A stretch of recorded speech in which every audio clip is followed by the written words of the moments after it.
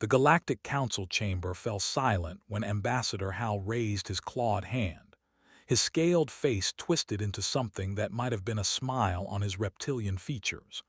The other 12 species representatives leaned forward in their hovering seats. They all knew what was coming. They had been waiting for this moment for 300 years. The humans, Hal began, his voice echoing through the massive crystalline hall, have finally been contained. A wave of satisfied murmurs rippled through the chamber. The delegation clicked their mandibles in approval. The representatives let out low, rumbling sounds of pleasure. Even the usually emotionless allowed their tentacles to wave in what passed for celebration among their kind. For 3 centuries, the Council had worked to ensure humanity would never become a threat. When the young species first discovered faster-than-light travel, the older races had watched with growing concern. Humans were strange creatures. They were small, fragile, and short-lived, but they had something dangerous burning inside them. They had ambition that knew no limits. The Council had decided early on that humans must be controlled. Not destroyed, of course. That would be wasteful and potentially dangerous. Instead, they chose a more elegant solution. They would strangle humanity slowly with treaties, trade restrictions, and carefully designed economic pressure. Commander Eth of the Empire had designed the perfect trap. He called it the Containment Protocol. The plan was simple but effective. Every time humans tried to expand to new star systems, the Council would claim those systems first. Every time humans developed new technology, the Council would sanction them for violating some obscure regulation. Every time humans tried to build more ships, their access to essential materials would mysteriously dry up. Over 300 years, humanity had been pushed back into a small cluster of 47 star systems. Their population, once growing rapidly, had stabilized at just 12 billion. Their fleet, which had once shown such promise, had shrunk to a mere defensive force. Their economy was dependent on trade deals that favored everyone except them. The humans knew what was happening. Of course they knew. They were not stupid creatures, but they had accepted their fate with surprising grace. Their diplomats smiled politely at council meetings. Their traders accepted unfair contracts without complaint. Their military stayed within their borders and caused no trouble. Hal had expected more resistance. He had prepared for protests, for angry speeches, for perhaps even some minor military incidents. Instead, the humans had simply gone quiet. They had stopped sending representatives to most council meetings. They had reduced their communications with other species to the bare minimum required by treaty. They had turned inward, focusing on their own small corner of the galaxy. The other species found this behavior strange but ultimately reassuring. A quiet humanity was a safe humanity. Let them fade into irrelevance in their tiny cluster of systems.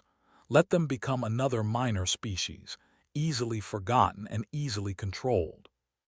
Our long-term projections indicate, Hal continued, pulling up a holographic display, that within 500 years, human population will decline to sustainable levels. Their technological advancement has essentially stopped. They pose no threat to galactic order. The High Minister raised a massive paw. His species resembled bears from Earth, though far larger and covered in metallic-looking fur. What of their military? Our latest intelligence suggests they have been building something in their core systems. Hal waved dismissively. Minor construction projects, probably repairing their aging fleet. Our surveillance drones detected increased activity around their shipyards last year, but nothing concerning. They lack the resources for any significant military expansion. This seemed to satisfy the minister. The meeting continued with other business. Trade routes were discussed. Border disputes were settled. A new species was considered for junior membership in the council. The matter of humanity was essentially closed. 3 weeks later, the galaxy discovered how wrong they had been. The first warning came from a patrol station on the edge of council space. The station commander sent an urgent message back to the The message was garbled and confused. It spoke of ships emerging from hyperspace, not dozens of ships, not hundreds, thousands upon thousands of vessels pouring out of the void like an endless metal river. Then the message cut off. Within hours, similar reports flooded in from across the galaxy. Human warships were appearing everywhere. They emerged from hyperspace with a precision that should have been impossible. They moved in perfect formation, their engines burning with a strange blue fire that no Council scientist had ever seen before. The Galactic Council emergency session was chaos. Representatives screamed at each other in a dozen different languages. How had this happened? Where had the humans hidden such a massive fleet? Why had no one seen this coming? Commander Eth stood frozen at his tactical display, watching the human fleet movements with growing horror. He had studied human military strategy for 200 years. He thought he understood them. He thought he knew what they were capable of. He had been completely, utterly wrong. The human ships were unlike anything in Council records. They were sleek and angular, built for speed and aggression. Their hulls were covered in some kind of dark material that absorbed sensor readings. Their weapons systems were completely unfamiliar, and their numbers continued to grow as more ships poured through hyperspace, gates that the Council had never detected. Ambassador Hal received the human transmission on the third day of the crisis. The message was broadcast on all frequencies, translated into every major galactic language. A human woman appeared on the screen. She wore a military uniform that bore no resemblance to any human design in Council archives. Her eyes were cold and steady. "To all members of the Galactic Council," she said, her voice calm and measured. "This is Fleet Admiral Sarah of the Human Stellar Navy. For 300 years you have tried to crush our species.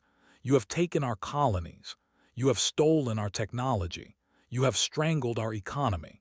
You expected us to fade away quietly into the darkness of space." She paused, and something like a smile crossed her face. It was not a friendly expression. "We did not fade. We did not surrender. We did not accept the cage you built for us. Instead, we prepared. For 300 years, we built in secret. We developed technologies you cannot imagine. We trained soldiers you cannot defeat. We created a fleet that will change the balance of power in this galaxy forever." The transmission showed images of human worlds, but these were not the struggling colonies the Council expected. Cities gleamed with advanced architecture. Factories stretched across entire continents. Shipyards the size of small moons produced vessels at an impossible rate. Underground facilities revealed research laboratories filled with technologies that made science look primitive.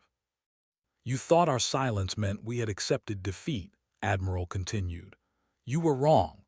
Our silence was patience. Our quiet was preparation. Every moment you spent congratulating yourselves on your successful containment, we spent working toward this day." Commander Eth watched as the human fleet began its advance. They moved with terrifying coordination. Their ships did not travel in the standard formations that Council military doctrine prescribed. Instead, they flowed like water, adapting instantly to any obstacle surrounding enemy positions before defenders even knew they were under attack. The first Council fleet to engage the humans was the Third Armada. It was one of the most powerful military forces in the galaxy. 2,000 ships, crewed by the best warriors the Empire could produce.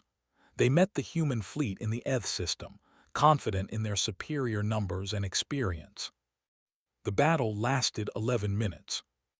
The ships found that their weapons could not lock onto the human vessels. Some kind of electronic warfare system scrambled their targeting computers. The human ships moved too fast, changed direction too quickly, appeared in places they should not have been able to reach. And when the human weapons fired, they cut through armor like it was made of paper. The Third Armada was not just defeated, it was annihilated. Not a single ship survived. The human fleet suffered minimal losses, perhaps a dozen vessels destroyed or damaged. Then they continued their advance without pause. Species after species fell before the human onslaught. The defensive lines, built over centuries and considered impenetrable, collapsed in days. The fleet, famous for its tactical brilliance, was outmaneuvered at every turn. Even the ancient, who had dominated space warfare for 10,000 years, found themselves helpless against human technology and tactics. The Galactic Council received a second message from Admiral as human forces approached the Council. Her expression had not changed. That same cold, patient look remained in her eyes. "You have two choices," she said. "You can continue fighting and watch your civilizations burn. We have the power to end every species that opposes us. Do not doubt this. We have prepared for every scenario, every counterattack, every desperate measure you might attempt." She leaned forward, and her voice dropped to something almost gentle. "Or you can surrender. Accept that the old order is finished. Accept that humanity will no longer be contained, controlled, or limited. We are not here to conquer you. We are not here to enslave you. We are here to ensure that no species will ever again face what we faced. The cage you built for us will become the cage that imprisons tyrants." The council chambers fell silent. Representatives who had once spoken of humanity with contempt now stared at their displays in terror. The species that had worked so hard to suppress these small, fragile creatures now found themselves facing extinction at human hands. Ambassador Hal looked at his fellow council members. He saw fear in every face. He saw the collapse of everything his species had built over.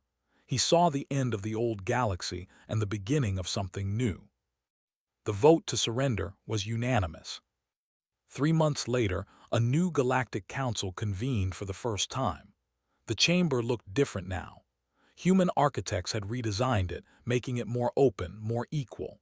Every species had the same size seat, the same voting power, the same voice in galactic affairs. Admiral, now promoted to High Admiral and appointed humanity's permanent representative, took her seat among the other ambassadors. She wore the same calm expression she had worn throughout the war. She had not gloated in victory. She had not demanded humiliation from the defeated. She had simply stated humanity's terms and waited for acceptance. The galaxy had expected silence from humanity. They had expected a species slowly dying in its cage, accepting its fate with quiet dignity. Instead, they had received warships roaring out of the darkness, carrying 300 years of patient rage. The old powers learned a valuable lesson that day. Silence is not always surrender. Sometimes, silence is the sound of preparation. Sometimes, silence is the calm before a storm that will reshape the universe itself. And sometimes, when you push a species into a corner and expect them to disappear, they simply wait until they are strong enough to push back. Humanity had pushed back. The galaxy would never make the mistake of underestimating them again.